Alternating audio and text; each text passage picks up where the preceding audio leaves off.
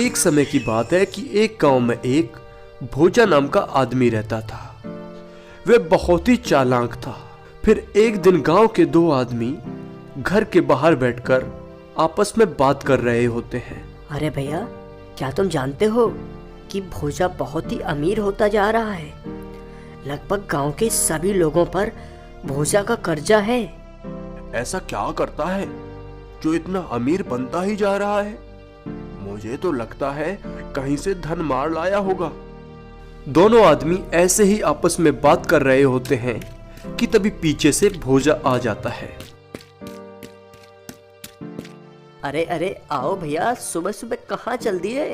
अरे कहाँ जाऊंगा बबलू, मुझे घर पर अच्छा नहीं लग रहा था, तो मैंने सोचा चलो गांव में ही घूम लिया जाए। चलो अच्छा है। हाँ, घर बैठे बैठे सही में अच्छा नहीं लगता है। अरे यह एक अच्छा मौका है।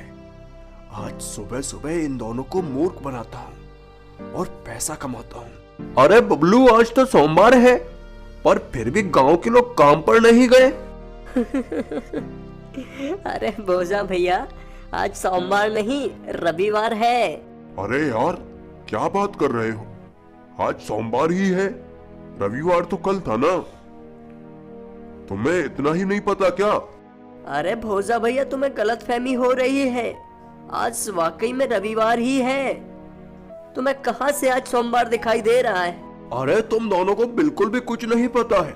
आज सोमवार है। अगर नहीं मानना तो चलो शर्त लगा लो। अगर आज सोमवार नहीं हुआ तो तुम मेरे सिर ले सकते हो, और सोमवार हुआ तो मैं तुम्हारा सिर ले लूंगा। अरे अरे नहीं भैया, मुझे सर दर्द नहीं लगानी, पर आज रविवार ही है। अगर तुम्हें लगता है कि तुम सही हो तो तुम्हें शर्त लगाने में क्या दिक्कत है? चलो लगा लो ना शर्त। ठीक है, मुझे यह शर्त मंजूर है। जिसके बाद दोनों लोग शर्त लगा लेते हैं और फिर दोनों लोग निर्णय करवाने के लिए एक सरपंच के पास पहुंच जाते हैं। सरपंच जी, ये भोजा भैया मानने को ही तैयार नहीं है कि आज रविवार है, और कह रहा है कि आज तो सोमवार है, और मुझसे शर्त लगाया है। जरा आप ही निर्णय करो सरपंच जी कि आज कौन सा दिन है। हाँ सरपंच जी, आप ही निर्णय करें कि हम दोनों में कौन सही है। हम दोनों की सिर की शर्त लगी हुई है। अरे भोजा भैया, इनमें निर्णय की क्या बात है? यह तो सबको पता है कि आज रविवार ही है। तुम यह शर्त हार चुके हो भोजा भैया। देख लो सरपंच जी, एक बार और सोचकर बता दो कि यह शर्त कौन जीता है। अरे भैया, इसमें सोचने की क्या बात है? यह शर्त तो बबलू भैया ही जीते हैं। सरपंच ऐसा बोलकर वहां से चला जाता है। ठीक है तो बबलू जी, तुम यह शर्त तो जीत गए हो ना। अब यह मेरा सिर तुम्हारा हो गया। अब यह सिर तुम ले लो। अरे अरे भैया, मुझे थोड़ी तुम्हारा सर लेना है। मैं तो बस ऐसे ही बोला था। अरे बबलू जी, कैसी बात कर रहे हो? यह मेरा सिर तो तुम्हें लेना ही पड़ेगा, क्योंकि मैं यह सिर शर्त में हार गया हूँ। भोजा भैया, भला मैं तुम्हारा सिर कैसे ले सकता हूँ? अगर मैं तुम्हारा सिर लूंगा तो तुम मर जाओगे। नहीं नहीं नहीं भैया, मैं यह मर्डर नहीं कर सकता। अरे तो मैं क्या करूं? तुम तो यह सर जीत गए हो ना। अब तुम चाहे मेरा मर्डर करो या जो भी करो, पर तुम्हें यह सिर तो लेना ही पड़ेगा। जिसके बाद बबलू और भोजा की लड़ाई आपस में होने लगती है, और फिर दोनों लोग निर्णय करवाने के लिए फिर से सरपंच के पास पहुंच जाते हैं। यह भोजा भैया जबरदस्ती अपना सिर मुझे दे रहा है। मैं ऐसे कैसे इनका मर्डर कर सकता हूँ? अच्छा सरपंच जी, आप ही निर्णय करिए। हम दोनों की सिर की शर्त लगी थी, और अब यह शर्त जीत गया है, तो बताओ, इन्हें मेरा सिर लेना ही पड़ेगा ना। सिर की शर्त थी। यह तो बड़ा अजीब झगड़ा है। अगर वह सिर लेगा तो तुम्हारी मृत्यु हो जाएगी, फिर तो बबलू को जेल भी जाना पड़ सकता है। मैं ये फैसला अभी तुरंत नहीं कर सकता। मुझे टाइम चाहिए, मैं सोच समझकर ही ये निर्णय दूंगा। जिसके बाद दोनों लोग घर चले जाते हैं और फिर जैसे ही अगला दिन होता है तो फिर से सरपंच के घर पर पहुंच जाते हैं। अच्छा तो सुनो बबलू, तुम यह शर्त जीत गए हो, इसलिए तुम्हें इनका सिर लेना ही पड़ेगा। सरपंच जी, मैं कैसे इनका सिर ले सकता हूँ? नहीं, मैं इनका मर्डर नहीं कर सकता हूँ। ठीक है, अगर तुम मेरा सिर नहीं ले सकते ना, तो मेरे सिर को जिंदा रखने के लिए हर महीने तुम्हें 20,000 रुपए देना होगा, तो मैं मान सकता हूँ। हाँ ठीक है, मुझे आपकी बात मंजूर है। मैं तुम्हें हर महीने 20,000 रुपए दे दिया करूंगा, पर प्लीज मुझसे ये मर्डर मत करवाओ।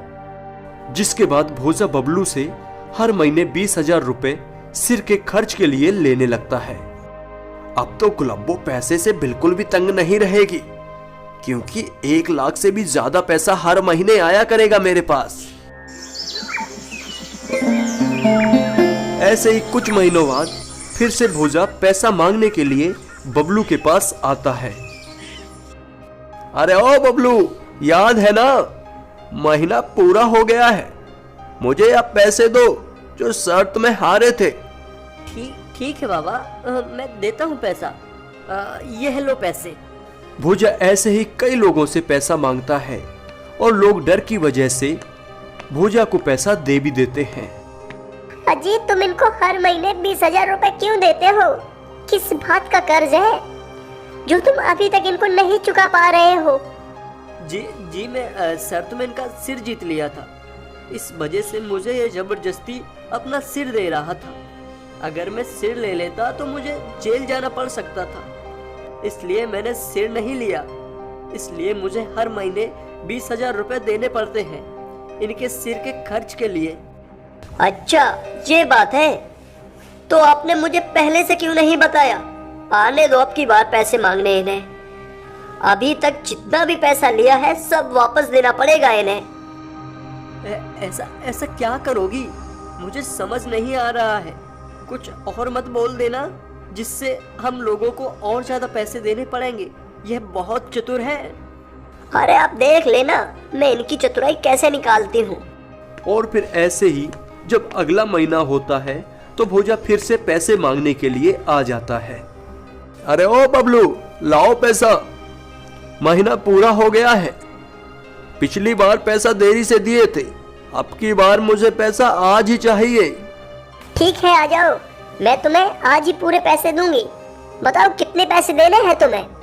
अरे मुझे पूरे 20,000 रुपए चाहिए। बताओ तुम्हें किस बात के पैसे चाहिए? अरे भाभी जी, बबलू भैया मुझसे शर्त में मेरा सिर जीत लिया था, इसलिए उन्हें जिंदा रखने के लिए हर महीने 20,000 रुपए तो देना ही पड़ेगा ना।